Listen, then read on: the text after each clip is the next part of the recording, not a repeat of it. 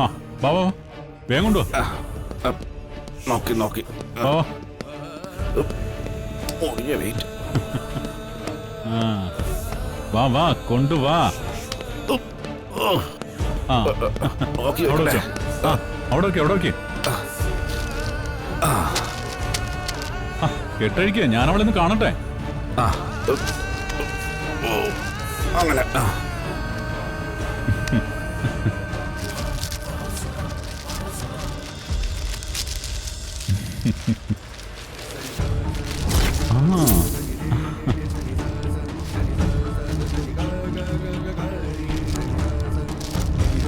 എടി ഗംഗേ,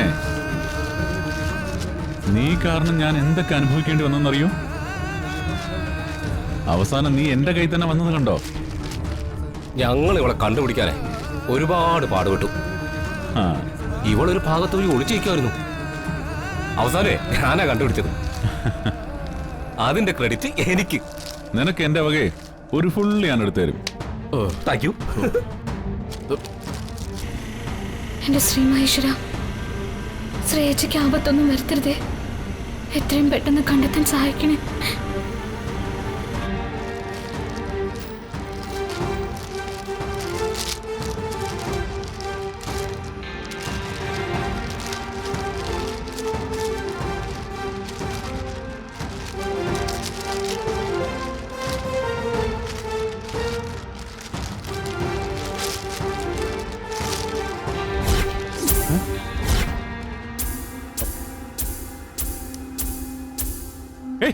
എടാ ഇത് ഗംഗയല്ല, ശ്രേയാണ്.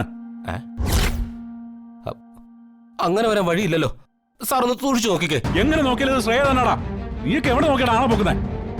ഇവനാണ് സാർ അവളെ കണ്ടുപിടിച്ച് ചാക്കിട്ട് മൂടിയത്. അത് ഞാൻ മഞ്ഞസാരി കണ്ടു പോയതാ. ബാക്കിൽ നിന്നാ കണ്ടത്. ഒളിച്ചിരിക്കുന്ന കണ്ടപ്പോ എടുത്തോണ്ട് വന്നതാ. ബാക്ക് നോക്കിയാണോ ഒരാളെ തട്ടിക്കൊണ്ടുവരുന്നേ? പിന്നെ മഞ്ഞസാരി. എന്റെ എല്ലാ പ്ലാനും പൊളിച്ചു.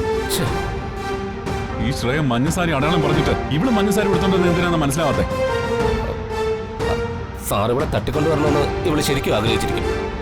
അതെന്തിനാ? ഞാൻ കല്യാണം കഴിക്കാനൊന്നുമല്ലല്ലോ ഗംഗ തട്ടിക്കൊണ്ടുവരുന്നേ. ഈ പെണ്ണുങ്ങളുടെയൊക്കെ മനസ്സിൽ എന്താന്ന് അവർക്ക് മാത്രമേ അറിയാൻ പറ്റൂ സാർ. ഇവളെന്തിനാ മഞ്ഞസാരി എടുത്ത് അവിടെ നിന്നേന്നറിയാൻ ഒരു വഴിയേ ഉള്ളൂ. അത് ഇവളോട് തന്നെ ചോദിക്കണം. എടാ, ഇനി ആരും ഒന്നും ചോദിക്കാനും പറയാനും നിൽക്കണ്ട.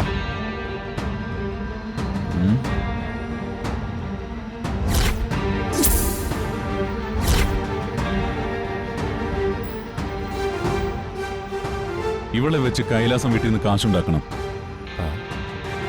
ഞാനിപ്പോ തന്നെ അങ്ങോട്ട് പോവാം. ഞാൻ കൈലാസത്തിലെത്തിയിട്ട് നിങ്ങളെ അറിയിക്കാം. ആ സമയത്ത് നിങ്ങൾ മഹിയെ വിളിച്ച് ശ്രേയെ തട്ടിക്കൊണ്ടു പോയെന്നും വിട്ടുതരാൻ 10 ലക്ഷം രൂപ തരണമെന്നും പറയണം. ഓ പറയാം. ഞാനവരെ പിരികേറ്റി എത്രയും പെട്ടെന്ന് പണം തരാനുള്ള ഏർപ്പാടുണ്ടാക്കാം. കാശ് കിട്ടിക്കഴിഞ്ഞ് ഇവിടെ വിട്ടയച്ചാ മതി. Okay sir. ഓക്കെ. അപ്പോ എല്ലാം പറഞ്ഞതുപോലെ ഇതെങ്കിലും കുളമാക്കരുത്. ശരി സാർ. ശരി സാർ. അവന്റെ നമ്പർ ഞാൻ സെൻഡ് ചെയ്തേക്കാം. ആറ്. ഓ ഛേ